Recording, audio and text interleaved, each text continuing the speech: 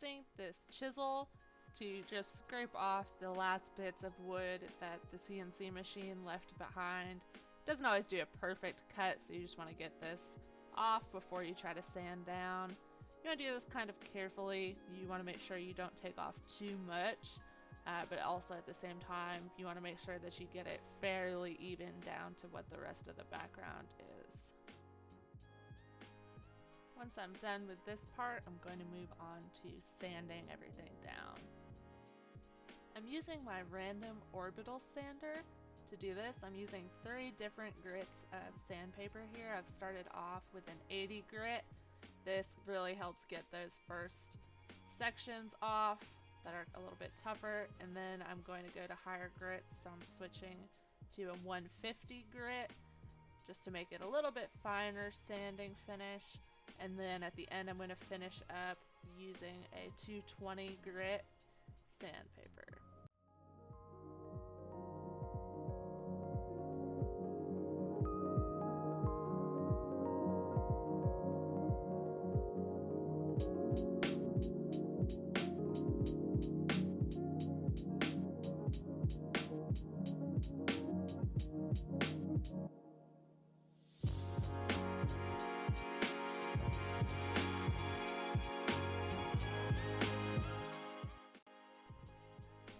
Alright, so I'm going to be using this rag to put my stain on.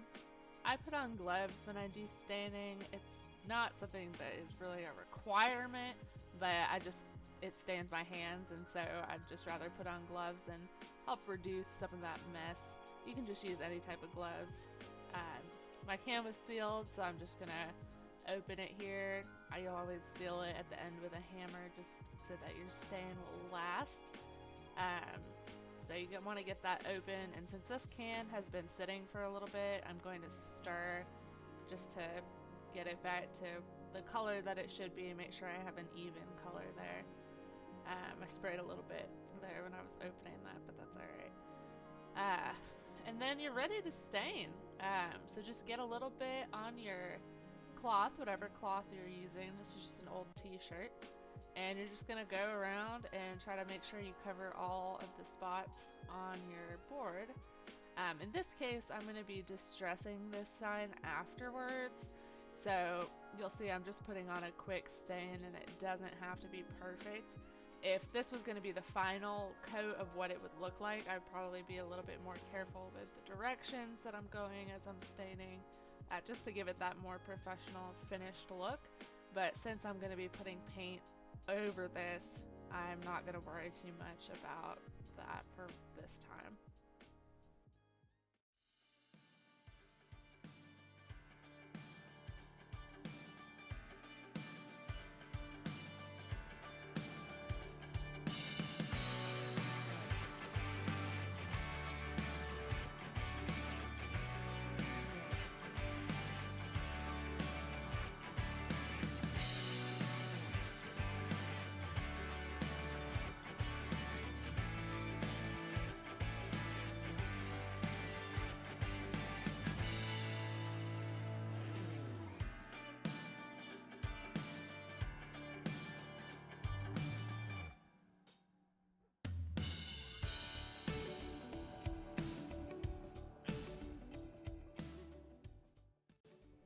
I'm just going to take the dry end of this and rub everything down just to get off all of the excess stain that's left behind.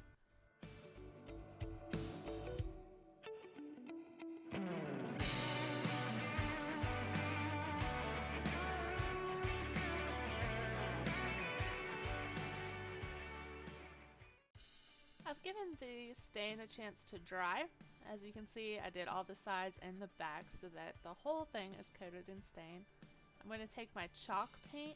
I'm using just this Home Decor Folk Art brand. It's one of my favorites, and this bristle brush. And I'm just going to put a little bit of chalk paint all around the sign. I do want to make sure I'm not painting a clear coat over all of it, because I do want some of that stain to show through. So I'm just going to be kind of doing a rough painting job here intentionally, because I want that rustic look for this design. So if I was actually trying to paint this to have that more clean look of having that coat of bright white paint, I would be going a lot more carefully. I would probably be making sure that my brush strokes were going in the same direction for the most part. But since in this particular case I'm actually going for that rustic look, I'm just going to take my brush and just try to go over and intentionally leave some of that brown showing through.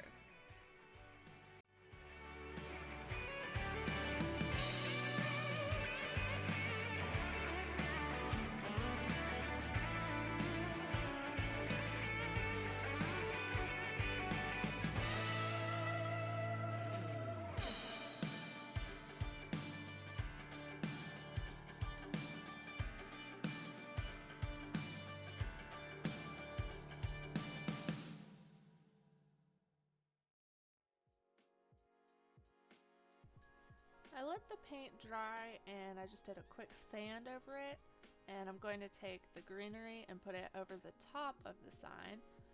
I'm going to use my hot glue gun and just some glue to glue that down. This is the branch that I am using for this. I just cut down at the very end, let's see, cut down kind of as close to the branch as I can get, and I've already pre-cut a few of those, and then I'll just glue that on. So I usually try to glue the big end down in the corners if that's possible, and I just apply just a little bit of glue and kind of test and play around a little bit with where I want it to go, and then I'll apply the amount that I will need for the whole thing. And this takes just a little bit of patience. You have to wait for the glue to dry. You don't want to touch it too close with your fingers or else you'll end up burning yourself. So you want to have something else to kind of be able to push it down with. I used a glue stick here. Usually I would probably use something like a metal piece or a wood piece or something like that, but I had a glue stick, so that's what I am using for right now. But you're just going to glue each piece down in a few places, and you just kind of have to play with it a little bit and try to hide the glue as much as you can. You don't want the top of this to be covered in glue so that it doesn't look good. And I actually usually at the end I will take something and try to cut out a little bit more of the glue just to keep it that much more hidden also. And then you're just gonna keep going with it and go all the way to the end of your sign.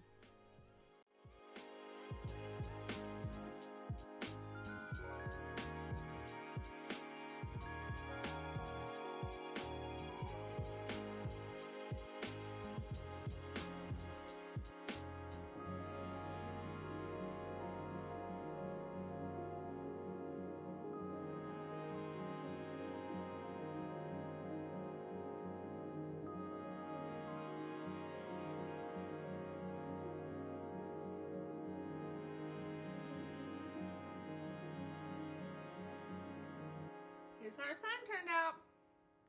If you enjoyed this tutorial, make sure to leave us a comment below and tell us what you liked, and also like and share this video.